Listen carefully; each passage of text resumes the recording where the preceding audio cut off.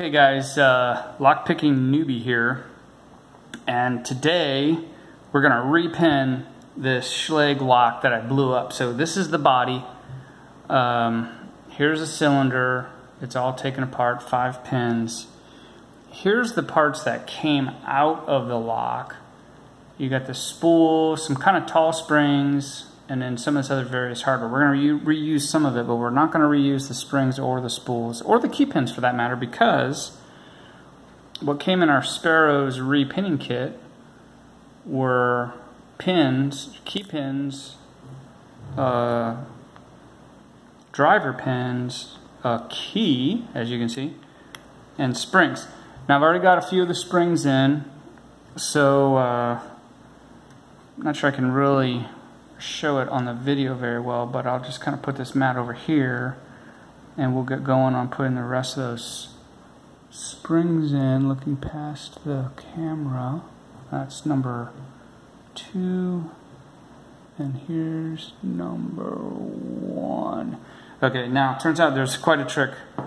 It's quite tricky for me anyway to get these driver pins in, but what we do is I've got my little plug here, and I'm just laying it in there nice and easy. Push it down with the tweezers and just lay it in like that. Got a little flashlight. Don't know if you guys can see it, but what I'm seeing is I'm past number 5 and number 4 is open. So I'm gonna do my best to get right on 4 again. He's in there. Push him down and come to 3. Okay, I'm getting 3 off the mat. Adjust this guy a little bit. Get him in there. If only I had better lighting. Okay, that takes care of 3. And these are the driver pins. Now, these springs came with the repinning kit, and they're sort of short and they're sort of light, and they make it so the pin just sits in there like that. I don't know if you can see it. Maybe better without the light. The springs that were in the lock in the first place were long enough that they sort of poked out, and I couldn't really lay the driver pins in there. So, okay, so now I need to orient myself. I've got pin 1 is going to be over here, and 5 is going to be over there. Let me change the focus point here. Maybe I can get it right about there. Okay, so basically, I just need to get these key pins in their proper place. And we'll go 1. And we'll go 2. And we'll go 3. 4. And here comes 5. Okay? Alright, and if I run the key in, boom, all those pins are right at the shear line, so that's a good sign. It's a very good sign indeed. Okay, so next step, I've got all my drivers and springs in here, and now I'll go ahead and pull this out of here.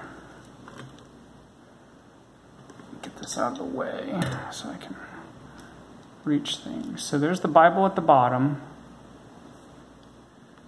And where's my... Oh, here's a cylinder over here on the tray.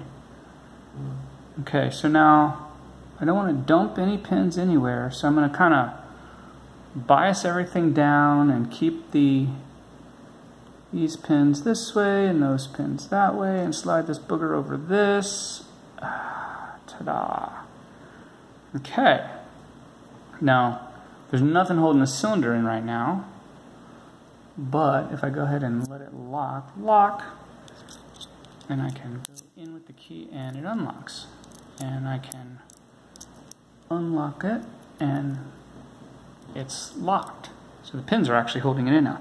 All right, now we're gonna wrap this up.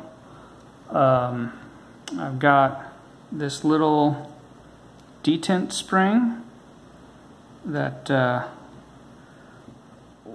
came with the lock. It took it out of the lock, and I have not lost it, so there it goes right back in.